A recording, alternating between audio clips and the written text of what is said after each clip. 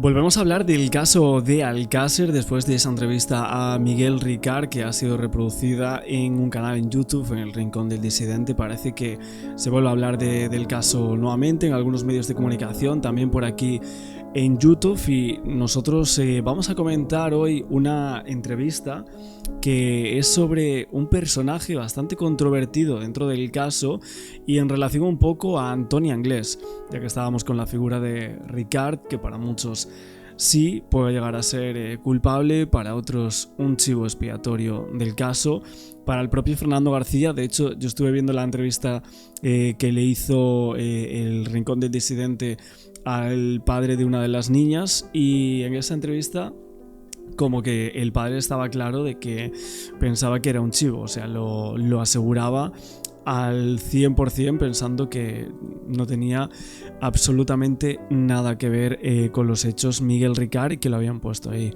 Después de mucho tiempo, gustaría también saber, después de las entrevistas que hemos visto de Ricard, las cosas que ha sacado en clave el propio creador de contenido en la plataforma, y unas cintas que creo que le había grabado también, saber qué piensa a día de hoy, ¿no? Y lo que vamos a ver es una entrevista exclusiva que muchos me habéis mandado del caso Alcácer de Emilio Rodríguez Menéndez, que asegura una cosa tremenda, porque él asegura que Antonio Anglès está vivo. O sea, no es que lo piense, sino que asegura que está vivo, y aparte creo, si no me equivoco, que dice hasta el país donde cree que está Antonio Anglès. Informaciones que, bueno, este hombre siempre deja como muchas perlas, ha estado en muchísimos casos muy mediáticos, y creo que fue la persona que colocó aquellas fotografías del supuesto Antonio Anglès, que lo estaba pasando muy mal, etcétera, y que eso fue en el diario allá por el año 98, si no me equivoco, 97-98. Ahora vamos a ver las fotografías, pero antes vamos a ver qué es lo que dice este hombre, porque es tremenda, al parecer, esta entrevista. Y profesionalmente he llevado todos los temas importantes de este país. Es verdad, ¿eh? Pero bueno, como el caso tan diabólico que es que el señor Anglès Bueno, eso esté vivo, viva en Argentina, bueno, y todavía la policía no le haya detenido. Ahora ya no le puede detener porque ha prescrito. Bueno, lo primero es que no ha prescrito, o sea, la búsqueda de Antonio Anglès termina en el año 2029, si no me equivoco, así que aún queda tiempo. Esta entrevista creo que es de hace unos meses, yo no la había visto nunca, la verdad, y aquí lo que está asegurando este señor es que el propio Antonio Anglès, un prófugo buscado por la Interpol, que supuestamente cometió uno de los crímenes más escalofriantes de la historia de España y de todo, estemos aquí hablando de que hay un señor en una entrevista de radio que asegura que Antonio Anglès está vivo y que está en Argentina. Es tremendo esto. Bueno, ahora Pablo me para, como claro. no digas nada, no digas... No, es que es un tema que... Te paro porque el tema de Anglès lo quiere todo el mundo, él tiene la llave, claro. Te lo está contando aquí. No lo sé, la exclusiva, pero yo, o sea, me has dado la adrenalina de repente. No, además vamos yo a ver, hay tema... Señor Emilio, yo disculpe. tengo con Globo una exclusiva por 2 años, y entre los temas a tratar está Anglès. He visto yo ese documento. Pero vamos a ver, señor Emilio Menéndez, con todos sus discúlpeme. casos mediáticos, y entre ellos está Anglès. Pero espera un momento, ya sé que me va a dar la exclusiva, pero yo quería preguntarle, hace muchos años sacó usted en el periódico... Pero esto es una exclusiva que literalmente no salió en ningún lado. Yo ni había visto este clip. La imagen que estaba Anglès, ¿no? Que era en un banco, y luego hubo un revuelo enorme diciendo que eso era mentira, que usted había mentido, ¿no? Si mal porque recuerdo, en aquel momento hay que empezar, y yo creo que la Guardia Civil de España le tiene que agradecer muchísimo, pero realmente yo creo que se equivocaron, porque donde estaba Anglès no participó en nada nada más de transportar a las pobres niñas. Ajá. Y el que estaba en esa fiesta, que era muy común en la zona de Valencia, hacían esas fiestas, esas tal, que eran la gente de mucho dinero, entre ellos Cotino, que luego fue director de la policía, y hacían sesiones de sadomasoquismo. Y en esas sesiones se les murieron las niñas. Y ahí... pero el que estaba allí, otro de los que estaba, era Cotino, que ya está fallecido y bueno, Cotino y Costa. Madre mía, me estás dando aquí una exclusivón. Uf. Pero Rodríguez Menéndez. Bueno, primero que está alegando que varias personas estaban allí y que en unas supuestas reuniones o sesiones de sadomasoquismo habrían terminado con las niñas de Alcácer y que realmente Antonio Anglés y Miguel Ricard fueron los que transportaron a las niñas hacia esas personas y hacia esas supuestas fiestas o reuniones tan oscuras. Y entonces Anglés está en Argentina, me dices. ¿Vivo? Vivo. ¿Y lo has podido ver en persona o no? Sí. Ya está vivo y además... Bueno, eso que le pregunta si lo ha podido ver y dice como sí, me suena un poco raro. ¿Y lo has podido ver en persona o no? Sí. Sí. Es como que, a ver, de repente está como muy centrado en lo que dice y cuando le pregunta algo así es como que sí. Suena poco convincente. Está vivo y además está casado con una boliviana y tiene ahora 4 hijos. Es una burrada esto, ¿eh? O sea, pero ¿cómo puede tener este señor esta información? O sea, que sabe dónde está Antonio Anglés, lo ha visto, supuestamente en Argentina, está vivo, que está casado con una boliviana y que tiene ahora 4 hijos. Pero ¿y esta locura de este hombre? Obviamente esto, si es falso y se coge que es falso, me parece deleznable, más que nada porque es un caso muy importante, muy mediático y que este señor Antonio Anglés está buscado por la Interpol por supuestamente haber cometido unas fechorías que suceden en el año 92 pero que jamás van a ser olvidadas. Hijos. Bueno, esto es un exclusivón. Pero bueno, ¿y no has ido aquí y le has contado a la policía? Yo no me dedico a dar información, primero porque yo estoy sometido al secreto profesional y segundo porque a un cliente podré estar en desacuerdo con la actitud, con las cosas que haya hecho, pero si yo me encargo de algo tengo que defenderle.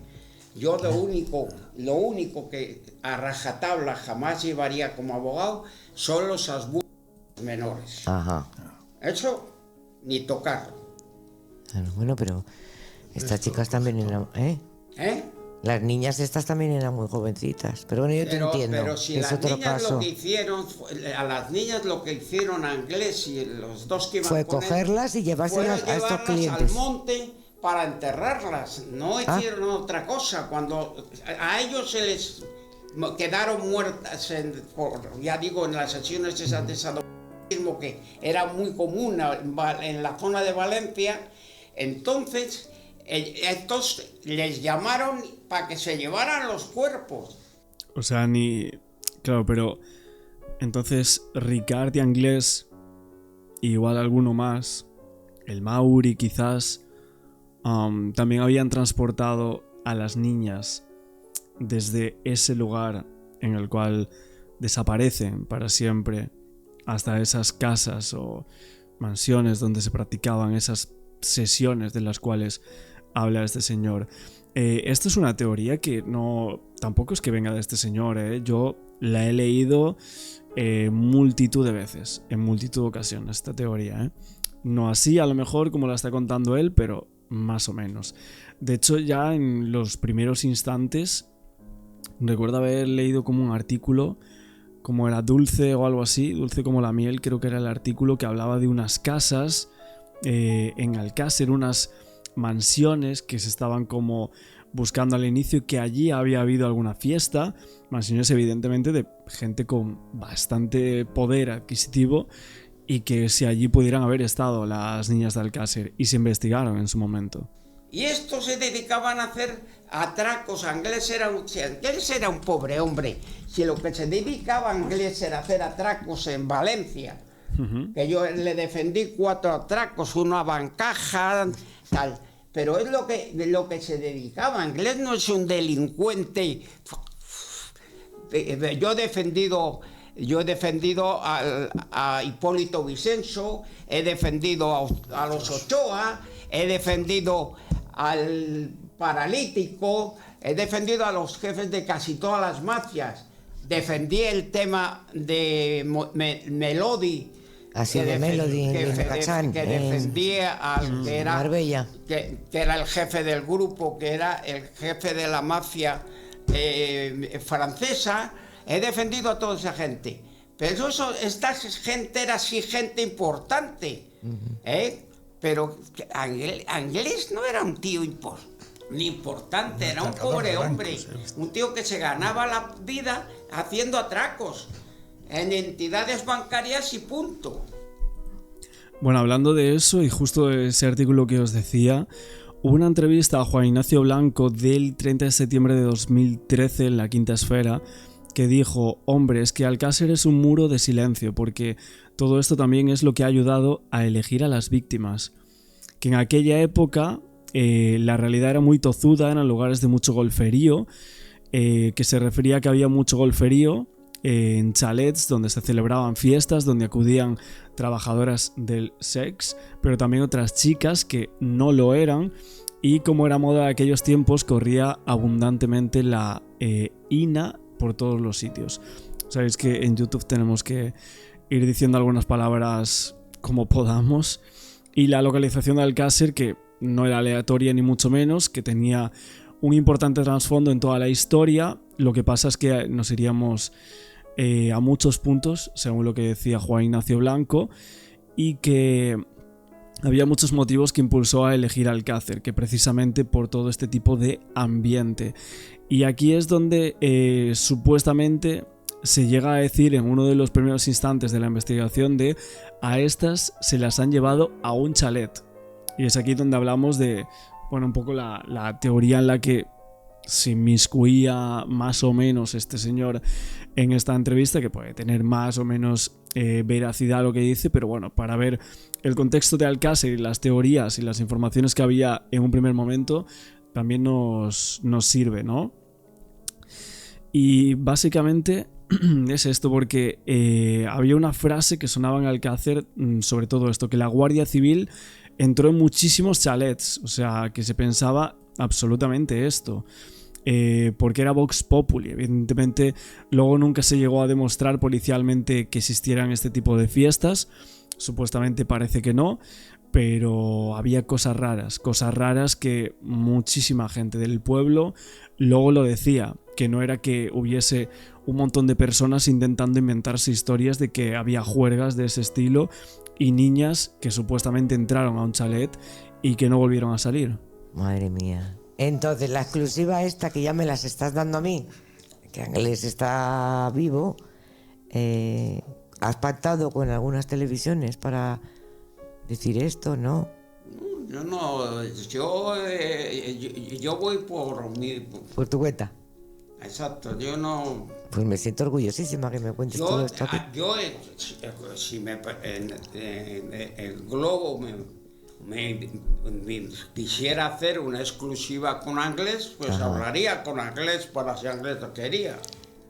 Madre mía, es que me estás dejando empatada, ¿eh? Porque tantos años buscando Anglés, que si se había ido un barco, que si se había congelado, que si estaba en Brasil. Que si se había... Es verdad que ha habido tantas cosas. Salió de España por Inglaterra, por el Reino Unido, eso es verdad, pero con el barco, pero ahí se acaba, porque él ya coge el camino para Argentina, y él desde el principio ha estado en Argentina. No sé, yo sinceramente toda la huida de Anglés a mí me parece tan extraña y tantos puntos tan raros. Bueno, lo hemos discutido en multitud de ocasiones, pero básicamente creer que sí estuvo de polizón en ese barco, no sé, me parece complicado. Hay muchas personas muchos expertos que han estudiado toda la huida de Anglés y creen que nunca estuvo en el City of Plymouth. La primera vez. Entonces, la foto es aquella que se veía, que tú sacaste, que se veía él sentado ahí en un periódico que te pusieron verde, que vamos, que toda la prensa dijeron que todo eso era mentira, que no era él. ¿Era él? No era él. Ah, vale. Bueno, es un señor muy legal, ¿eh? No, claro. No era él, Era y él. además aquello se hizo porque, vamos, y a mí me acuerdo que me fue a ver al Yayo, era entonces el presidente de Editorial Católica, Ajá. y me fue a ver el coronel correctísimamente de la Guardia Civil a decirme, a exigirme información, y que ahora le dije, mire, usted se está equivocando, con todos mis respetos, yo tengo el secreto profesional y no le voy a dar ni a usted ni a nadie información. Claro. Bueno, tanto lío. Además, ¿Y te pusieron yo creo alguna que demanda por eso, no? ¿Te demandaron? En un Estado democrático todo tiene que funcionar por su lado. El abogado tiene unas normas, la policía otras. Es decir, es diferente. Es decir, si quieren buscar a Anglés, yo estoy convencido que de Anglés saben perfectamente dónde está. Entonces, ¿no le interesa que aparezca? Yo no, Por lo yo veis. creo que no le sería muy positivo que Anglés hablara. Bueno, pero bueno, tú... A ver, todo lo que está diciendo, bueno, puede llegar de si Anglés hablara, de si está vivo y todo eso. Son cosas que creo que cualquier persona se ha preguntado en algún momento. Pero otra cosa son las informaciones que da. O sea, te está dando como exclusiva que supuestamente está vivo, que vive en Sudamérica. O sea, es como la exclusiva que salió, que son estas fotos de aquí. Esto es una foto del diario Ya, que estoy viendo que es del 97. A ver. Tuvo un mal asunto y me pasé, fui yo. A ver. Del diario Ya, que creo que no existe ya ese diario, ¿no? Luego tenemos esta, a ver. Anglés sigue con su actividad delictiva. Vivió en los barrios más cutres y rateros de Sudamérica. Y aparecía aquí una persona el martes 8 de abril del 97, ¿no? Si no me equivoco, que pone ahí este diario. Que bueno, daban ahí una información que es totalmente falsa, no tiene ningún tipo de sentido. De hecho, luego creo que salió la madre diciendo que era su hijo. Espera, aquí tenemos esta parte del periódico. La madre, al ver alguna de las fotos publicadas, dijo: es Antonio, mi hijo. Y que el periódico iba a dar todos los datos y todas las pruebas que disponía sobre Antonio Anglés. La verdad es que no se parecía mucho, ¿no? La persona que sacaron aquí en estas fotos. Personalmente, yo creo que no se parecía a nada, ¿no? O sea, es que no, para mí no tiene ni siquiera un aire, a Antonio Anglés. Aún así, hubo mucha gente a lo largo de los años que aseguró ver a Antonio Anglés. Porque al ser un caso tan mediático, es como que creo que hubo una chica que sacamos por aquí un día, no sé si fue en algún directo o algo así hace unos años, que tuvo una información y yo hablé con ella y ella me lo aseguraba, que supuestamente había visto en Reino Unido, creo que había sido en Londres, al propio Antonio Anglés. O sea, como 1 o 2 años después de los crímenes de Alcácer. Y que el tío estaba en Londres, decía ella, que lo había visto allí. No sé, hubo mucha gente que aseguró haberlo visto. Fíjate, No olvidemos que... el caso de esa familia... No olvidemos que uno de los que estaba allí, el que fue luego un hombre fue director de la Guardia Civil, que es el que mantuvo, al que yo conozco mucho, al señor ¿cómo se llama, hombre? El policía, el comisario Villarejo. Y le conozco mucho porque yo fui el abogado del Sindicato Profesional de Policía. Y cuando me eligieron, el que salía de presidente elegido por los policías fue Villarejo, que había terminado el mandato y entró Novas. Entonces, pero Villarejo, ahí está todo lo que luego ha salido, que parte es verdad y parte es mentira. A mí me cuesta que Rajoy, todo lo que se dice de él es mentira. Rajoy es una bella persona y no... Bueno, no contabas tú con dos exclusivas. No contaba con dos exclusivas tan buenas como esta, señor Emilio. Eso me encanta. Es que sabe tanto, ¿no? Y tanto tiempo. Y ha habido tanta polémica con él. Y lo que no podrá contar, ¿no? Usted. Y las cosas que no podrá contar. Yo no tendrá ahí.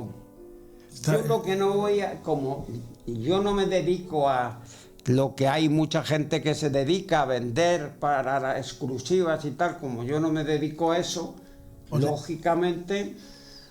¿O le entregas estos días un...? Diría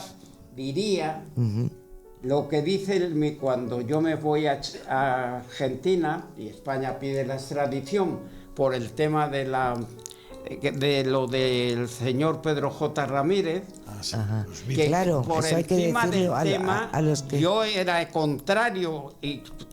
Bueno, creo que no habla mucho más de Alcácer en lo que es esta entrevista, pero bueno, ya la parte esta de la exclusiva es tremenda, ¿eh? Lo que dice aquí este señor, que luego no... Creo que no lo llamaron para ninguna televisión.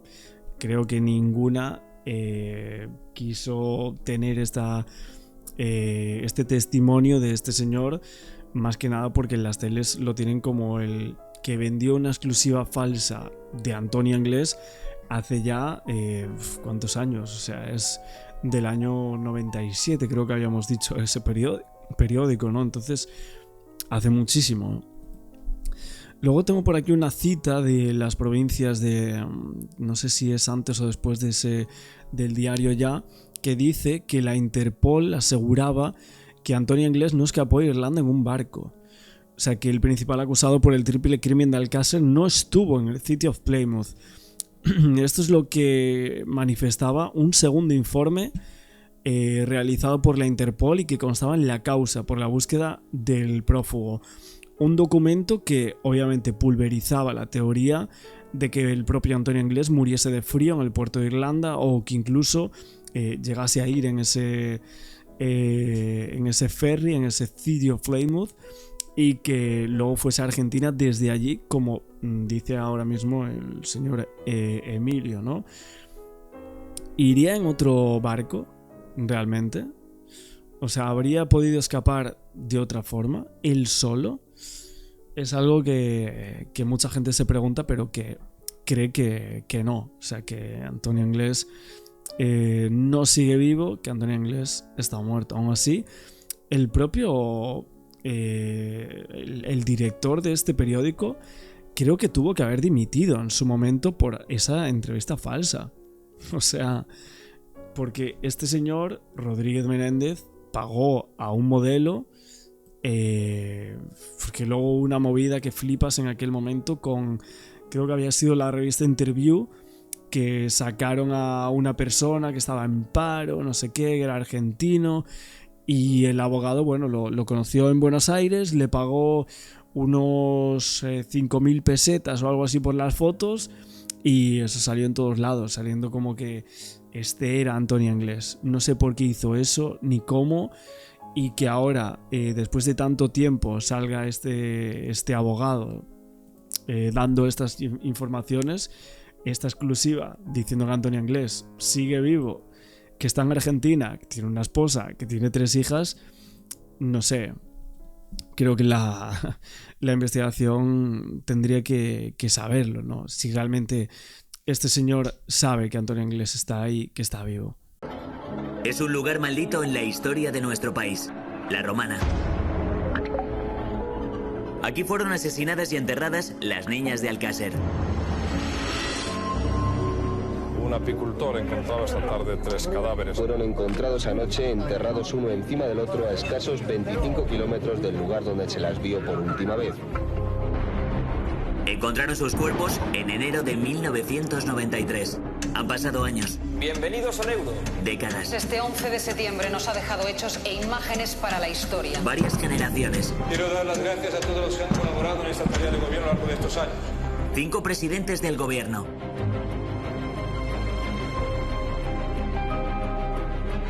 Y cuando parecía que nadie se acordaba del crimen, han aparecido huesos que pertenecen a una de las niñas. ¿Cómo es posible? ¿Es normal que esos huesos hayan aparecido aquí 27 años después? No se gestionó bien desde el origen la escena del crimen. ¿Dónde está ahora el único condenado? Miguel Ricart. Un edificio ocupado en el que hay algún que otro narcopiso. ¿Tú lo viste? ¿Estuviste con él? Sí, al lado. ¿A qué vino aquí? En este programa verán un material que nunca ha visto la luz. Sus declaraciones tras salir de prisión. ¿Es verdad que cuando te detuvieron tú ibas a casa de inglés normal? Sí. Sí, yo subí. Yo los vi a los guardias civiles y subí. Si te soy sincero, si retrocediéramos ahora en el tiempo, no subía. ¿Dónde está Antonio Anglés? Yo creo que puede estar viendo este programa. ¿Se ha puesto en contacto con su familia? ¿Qué pasó con ese dinero, con esos 2 millones de pesetas? El caso Alcácer continúa abierto.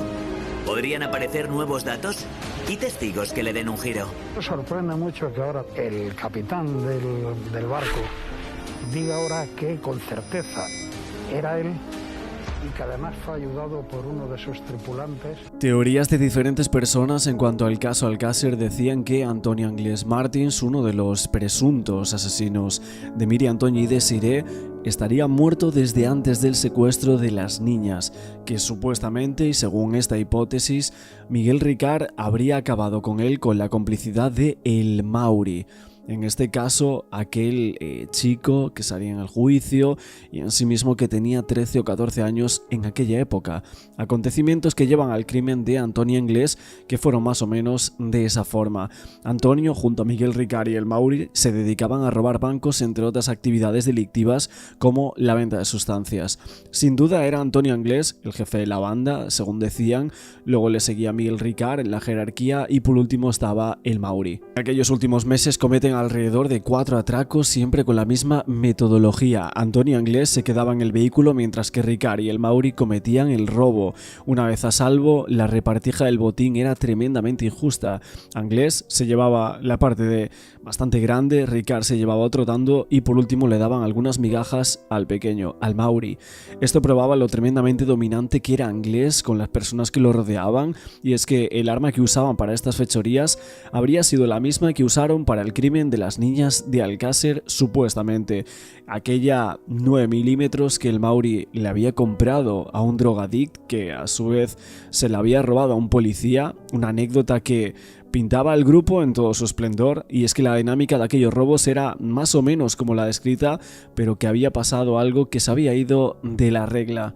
El único condenado por los crímenes de Alcácer, Miguel Ricart, y según todo este tipo de relato, decían que guardaba el dinero de los robos enterrándolo en un lugar determinado, cerca de un árbol aparentemente. Por aquellas fechas Ricart tenía problemas con su exmujer y madre de su única hija, al parecer, y por distintos relatos de su hija, era una de las pocas cosas que Ricart valoraba, a la cual no le pasaba la cuota alimentaria. No podía manejar el Opel Corsa con el que efectuaban las huidas por ser propiedad de los dos, y la situación llegaba al límite cuando su exmujer lo amenazaba con quitarle la custodia de su niña y no dejar que la frecuentase. En aquel momento, cuando Ricart iba en busca de un dinero que tenía enterrado y que se daba cuenta que se había humedecido y se había quedado sin nada, desesperado decide recurrir a Antonio Anglés Martins para que le preste dinero, y es que está de más decir a dónde lo mandó el déspota de Anglés si es que no le dio una paliza de regalo. Es desde este preciso momento que Miguel Ricard comienza a ganarse al Mauri, al hermano de Anglés, para que le diga dónde esconde el dinero Antonio, para directamente robárselo a sus espaldas y suponiendo compartir algo con el Mauri. Y es que las artes de Ricard, en cuanto a todo esto, eran seguros de una forma quizás magnífica, y es que un día específico la situación estalla. Ricard saca la pistola y amenaza a Anglés pidiéndole el dinero. Antonio se niega y responde violentamente. Una cosa lleva a la otra y lo termina. Juan Ignacio Blanco dicen que dedujo esto en alguna de las entrevistas que hizo hace tantos años. Y es que la situación psicosocial de los protagonistas parece que encaja. El relato que Miguel Ricard enterraba el dinero ganado en los robos hacía suponer que no tenía un lugar seguro donde dejarlo, pues que la casa de los Anglés, donde Miguel Ricard vivía en aquel momento, era peor que un nido de serpientes. Decía, si no lo sé, se apropiaba a Antonio Anglés, seguro lo hacía alguno de los otros hermanos. En el juicio de Ricard declara que varias veces le pidió a la indecible Kelly Anglés, Dolores, que era la hermana que Antonio tuvo un lamentable paso como basura mediática para la televisión española y que luego se fue a Estados Unidos a trabajar, que le guardaba el dinero de sus atracos, decían. Y es que en los diferentes relatos de la rocambolesca fuga de Antonio Anglés, increíble y surrealista, se hablaba de que una vez fugado fue a un lugar en el campo donde junto a un árbol había enterrado dinero y su pasaporte. Otra vez la escena de enterrar dinero y objetos de valor, pues era evidente que su casa no era lugar seguro para guardarlos. Si hasta se suponía que la fosa donde enterraron a las niñas la habían hecho para enterrar una moto que se había robado el Mauri. Era indudable que aquella práctica común entre esa escoria era enterrar cosas, de lo que se desprendía que Miguel Ricard sabía o suponía que Antonio Anglés tenía enterrado en algún sitio el fruto de sus tareas delictivas. Quedaba la duda en este tipo de hipótesis de si Ricard logró hacer que Anglés le dijese dónde estaba enterrado aquel botín, quizás pegándole un tiro en la pierna primero para que no hablase, aunque dudando que se animara. Parecía que directamente lo apuntaba a matar, y es que no creían que el Mauri estuviese presente, parecía que estaban solos, y ahí venía la parte más interesante. Aunque el Mauri no hubiese estado en aquel momento, seguramente se dio cuenta de lo que pasó, ya que Ricard le había sugerido que podía robarle el botín a Antonio Anglés y darle una pequeña parte. Al no aparecer su hermano, el Mauri, solo le quedaba sumar 2 más 2 y obtener el resultado. ¿Ele? No, él no puede ser. Él no tiene corazón para eso, él es un buen chico. Él es bueno. Mauricio dijo que quería hablar con el, bueno, que mandaba aquello. Yo sé dónde puede estar mi hermano. Mira, esto es asustada, ¿sabes? Se pone nerviosa. Asustada. Pero Roberto Anglés y lo que te sigue, ¿no? Me dijo, espérate un momento, hay una llamada para aquí, ¿no? Y dice, soy yo, tu hermano, don Antonio. Me dijo que todo fue un montaje, pero se fue en avión privado. En un avión privado, o sea, en un avión privado, y que si supiéramos de quién era ese avión, íbamos a flipar. Esa tarde, el Mauri, junto con otro hombre, apareció por la zona.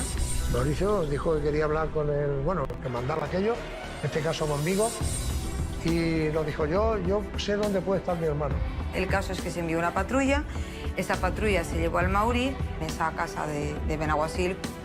Pero yo sé que era él, porque no se ocupaba ni nadie, y era él. Porque yo sé que era él. Ya se ha caído la pistola y todo, que la ha visto mi hermano. Pero es que la familia Anglés jamás denunció a Antonio Anglés como desaparecido, lo cual hacía pensar que estaban más que contentos de que él mismo no estuviese en la casa. Esto no era difícil de entender debido a la personalidad de Anglés y a sus constantes malos tratos a los miembros de su familia y a todos los que lo rodeaban en general. Una vez le arrancó varios dientes a su madre, según decían, sí, a su propia madre. Imaginaron la violencia del golpe para arrancarlos. En este caso, Neusa Martins, que era una bailarina de comparsa de Brasil y madre de Antonio y 10 desastrosos hijos más, que lo denunciaba la Guardia Civil en aquella ocasión. Y es que hay que decir también que Roberto Anglés Martins, con la nariz totalmente deformada debido a una paliza propinada por su hermano Antonio, según decían, y es que nadie extrañó la presencia de Anglés en la familia. Sin duda sintieron alivio y acordaron de antemano que si por algún motivo venía la Guardia Civil en busca de Antonio, dirían que no estaba, o quizás que se fugó por la ventana. Pero la familia Anglés no contaba con el crimen de las niñas de Alcácer. De hecho, la Guardia Civil vino en busca de Enrique Anglés, que era aquel nombre que figuraba en los famosos papelitos hallados cerca de la fosa de la Romana, pero mágicamente y sin saber lo que buscaban a él, Antonio Anglès Martins huye por la ventana. No es que Antonio no haya tenido innumerables motivos para huir más allá del crimen de las niñas, pero la historia de la fuga ya estaba pactada entre los miembros de la familia desde antes, y es lo que dijeron. Luego tuvieron que sostener la historia, pero era demasiado sospechosa, demasiado que dijeran que Antonio había desaparecido desde hace tiempo y ellos jamás hubiesen denunciado nada. Pero ¿fue su familia cómplice de Miguel Ricard en aquel supuesto crimen en esta hipótesis? Y es que la noticia, si es que la sabían, no los puso nada tristes. Era una familia que rondaba los límites entre los seres humanos y otras cosas, en este caso alcoholismo, drogadicción, hijos con problemas mentales, golpes a su madre, nadie decía nada. Y otra era la historia con el Mauri. Él sí sabía exactamente lo que supuestamente había pasado y era por eso que en todo momento Ricard quería meter al Mauri en la escena de los hechos, de las niñas de Alcácer. Era una amenaza cruzada. Si cuentas lo de Antonio, te meto en el crimen de las niñas de Alcácer. ¿Acaso esto explicaba de otra manera el por qué quería Miguel Ricard siempre inculpar al Mauri en Alcácer, aún a riesgo de seguir autoincriminándose? ¿Sabrá aún a día de hoy, según este tipo de relatos encajados, dónde estaría enterrado Antonio Anglès Martins? Parece complicado. Miguel Ricard nunca se lo dijo, y en este caso se vería difícil que el Mauri se callara todo el tiempo. Solo sabía que estaba muerto y que lo mató Ricard según esta teoría, pero no dónde estaba enterrado. Hemos quedado con un hombre que ya alertó sobre la crueldad de Anglès incluso antes de los crímenes de Alcácer. Su cliente era un drogodependiente que vivía a la sombra del fugitivo y tuvo un cara a cara con Anglès. ¿Cómo fue? José Domingo Monforte, gracias por atender en el punto de mira. Vosotros. En primer lugar, nos gustaría saber de qué conoció usted a Antonio Anglès. Yo defiendo a Rubén Darío Romero Pardo. Pues Rubén era una persona que cayó en el consumo de droga y Anglès era pues la persona con la que él se relacionaba y que probablemente el que le inició en el consumo y que pues era como una especie de sirviente de Anglès. Es muy difícil explicar esa sumisión, ese grado de entrega que tenía hacia todo lo que eran las peticiones de Anglès. Y la explicación solo puede tener una consideración, el miedo. ¿Miedo a qué? Pues miedo a cómo se comportaba Anglès. Bueno, los hechos de esta sentencia son muy graves. Solo la lectura de estos hechos nos da una imagen del comportamiento de Anglès. Hemos tenido acceso a la sentencia que condenó a Anglès por retener y torturar a su novia. El relato es aterrador. Recuerda al infierno que sufrieron 3 años después las niñas de Alcácer. Antonio en todo el trayecto maltrata a Nuria, a quien incluso amenaza con un cuchillo. Llegados al domicilio familiar, continúa maltratándola y la ata con candados en las piernas a un pilar. Y mete en la habitación a un Doberman y antes le dice: lleva cuidado a ver lo que haces porque ya sabes que huele la sangre y se excita. Mantuvo toda la noche en una posición fetal tapada con una manta, viendo como el perro, el Doberman, le olisqueaba y estaba por encima de su cuerpo. Atada en una cadena, sangrando, pasando una situación de absoluto, terror, porque no sabía cuál iba a ser la siguiente acción que hiciera Anglès, porque no sabemos qué acción hubiese venido después, de no ser porque la policía, la Guardia Civil en este caso, recibió una denuncia anónima y entró en la casa y la encontró así. Y todo porque supuestamente ella le había robado dinero por un asunto de drogas. Era toxicómana y Antonio, su camello. Su cliente tenía una fuerte dependencia de Anglès y ayudó a Antonio a trasladar a Nuria a la casa donde la torturó. Fue acusado, pero finalmente absuelto. Hacía lo que le pedía por miedo. En el caso de Rubén, recuerdo que de las primeras veces que me entrevisté y conviví profesionalmente con la familia, me contaron que, que en una ocasión llegó a incendiarle y luego a apagarle. O sea, le roció con gasolina y luego la apagó. O sea, ese hombre era pánico lo que tenía Anglès. Cuando Anglès desaparece, en el periodo de búsqueda utiliza su documento nacional de identidad. El de su representado. O sea, que lo tenía a su disposición. ¿En qué momento sale de permiso? Después de 2 años. El primer permiso él regresa con normalidad y es en el segundo permiso que se le conceden cuando ya no regresa. Y yo creo que él comenzó su acción teatral en prisión. ¿Cómo es posible que nadie comprobara o que nadie vigilara que esta persona volviera a la cárcel después de ese permiso? Probablemente tendría una identidad falsa. Su aspecto y el manejo que tenía del dinero, por lo que hemos conocido, tampoco le harían presumir que estuviéramos ante un delincuente. ¿Qué sensación le produce a usted esta persona, Antonio Anglés? ¿Cómo se comportaba? Pues en aquel momento ya sentí un absoluto desprecio por él, por ver las atrocidades que había cometido y la serenidad e incluso la elegancia con la que se comportaba en la sala. Y al mismo tiempo el miedo que infundía a todos los que estaban allí. Si hubiera estado en la cárcel, los asesinatos por los que es célebremente conocido no se hubieran producido. Vamos, desde mi punto de vista creo que es que la Junta de Tratamiento yo creo que no vio la potencialidad de riesgo que tenían ante sí un psicópata que era capaz de delinquir y probablemente el odio que en ese momento él por esa condena supuraba, es decir, el que me la hace me la paga, él eso tenía que vengarse de alguien. Él estaba absolutamente, digamos, convencido que alguien tenía que pagar por lo que le había pasado a él. ¿Cree usted que Antonio Anglés está vivo o muerto? Yo creo que puede estar viendo este programa. Pues José Domingo Monforte, muchas gracias por atendernos, ha sido usted muy amable. Gracias a vosotros, muchas gracias. Antonio Anglés salió del permiso penitenciario sin intención de volver y más violento que nunca. ¿Fallaron los informes que le concedieron esa salida? 13 años después de los crímenes, la Audiencia Nacional condenó al Estado a indemnizar a las familias de las niñas por el permiso penitenciario que se le concedió a Antonio Anglés y durante el cual se cometieron los crímenes. Tuvo que pagarles casi 2 millones de euros en 2005. ¿Qué otros errores se cometieron en este caso y contribuyeron a que la teoría de la conspiración se engrandeciera durante años? Pero es que para algunos la fuga de Anglés sí es cierta y sí que hay pruebas, en este caso evidencias de que Anglés vivió al menos hasta principios de febrero, estuviera en casa, saltase o no. Tenemos en este caso la llamada de los Kellogg's, alguien la tuvo que haber mandado, aquel recado a Miguel Ricard, el taxista que lo recoge en Benetússer, al lado de Catarroja, a las 11 aproximadamente del 27 de enero, una hora después de la llamada, es decir, primero llamó informando dónde pensaba ir, luego cogió el taxi para ir, que le llevó a Alborache.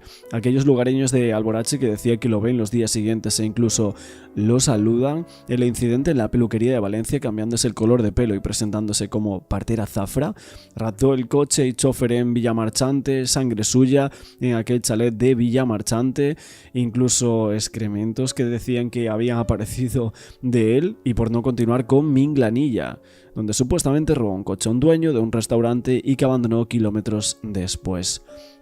Estas son algunas de las cosas que supuestamente hacían llegar a creer que Antonio Anglés sí vivió hasta esas fechas. Para muchos está claro que a Anglés lo terminaron. Se quería decir en este caso que el mundo de las sustancias, en este caso sus verdugos, suficiente poder para hacer callar al único reo de por vida, jerárquicamente con más predicamento en el mundo de la noche, donde las caras se desdoblan, donde era caldo de cultivo para que el demonio se expresase de una forma humana. Y es que Antonio y Miguel para muchos eran solo comparsas, intermediarios. Los gritos de las niñas de Alcácer ahogados hasta el último resuello en aquel verde páramo mediterráneo de una noche valenciana en los años 90, posiblemente la crueldad inhumana sazonada de sustancias y locura, y para muchos, en este caso, hay demasiadas teorías, y así decían en su momento en las provincias que Ricard estaba subordinando a Anglés en la teoría y en la práctica. Estamos en la puerta de la cárcel de Herrera de la Mancha, uno de los centros penitenciarios de máxima seguridad de nuestro país.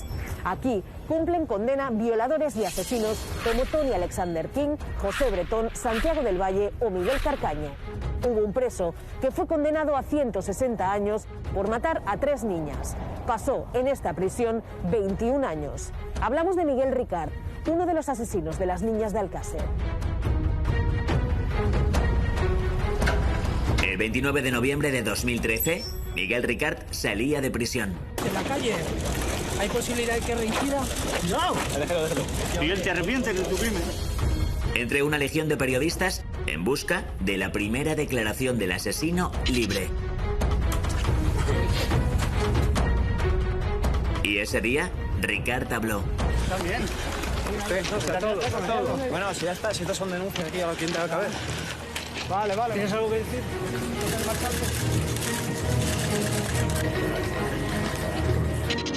¿Qué dijo? ¿Desveló algún detalle más del crimen? ¿Sabía que los misteriosos huesos que ahora han aparecido estaban en la fosa? Bueno, Antonio me apuntaba yo para irme de fiesta. Enseguida veremos la secuencia completa que hoy, por primera vez, en este programa verá la luz en televisión. Pero antes nos dirigimos al epicentro del caso Alcácer, al paraje de La Romana. Allí las 3 niñas fueron retenidas, fueron asesinadas y fueron enterradas según la sentencia. No va a ser fácil llegar hasta allí. Para llegar hasta ese punto hemos consultado varias páginas web en las que usuarios, seguidores del crimen de Alcácer, indican la ubicación exacta donde está ubicada la fosa de La Romana, el lugar en el que fueron enterradas las niñas. Tomamos el desvío que nos lleva hasta la fosa en la que hace poco seguían los huesos de las niñas. El mismo camino rural que hace 29 años Miriam, Toñi y Desiree recorrieron en contra de su voluntad. Fíjate, aquí se acaba el asfalto y empieza a complicarse el camino. Madre mía, chaval. ¿De verdad que es por aquí? Aitor, bájate porque no estoy seguro de que podamos continuar por aquí con el coche. Tras varios intentos, sorteamos las piedras y seguimos en ruta. Mira, fíjate, yo creo que este neumático está aquí por algún motivo. Alguien lo ha puesto como señal. Mira, fíjate. Ahí al fondo. El terreno no impidió que Miguel Ricard y posiblemente Antonio Anglés llegaran hasta aquí la noche del 13 de noviembre de 1992. En un coche marca Opel Corsa y obligando a las niñas. Aquí hay 2 construcciones derruidas, pero esta es la casa. Este es el escenario del crimen de Alcácer.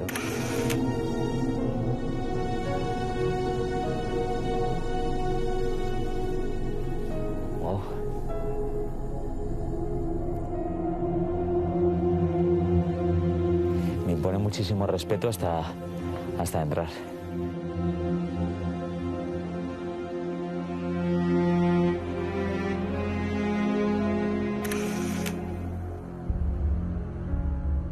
Quiero que te fijes en la cantidad de gente que ha estado en este lugar y que ha pintado, ha rayado en las paredes en memoria de Desiree, Toñi y Miriam. Fíjate, aquí hay pintadas del año 1991.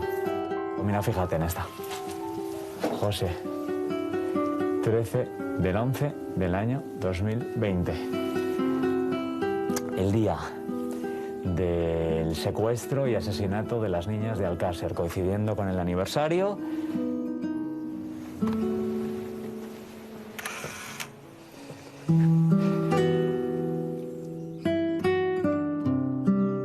Esa es la vía a la que fueron a todas las niñas. Qué sensación más complicada de describir.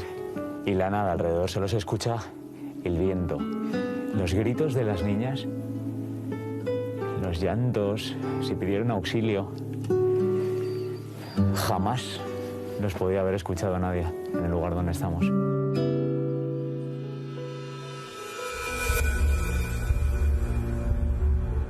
Tras el secuestro y los abusos, las niñas fueron trasladadas por este sendero al amanecer. Llegaron hasta este punto. Toñi estaba tendida sobre su costado derecho, Desiree boca abajo y Miriam arrodillada. Las 3 fueron asesinadas de un tiro en la cabeza.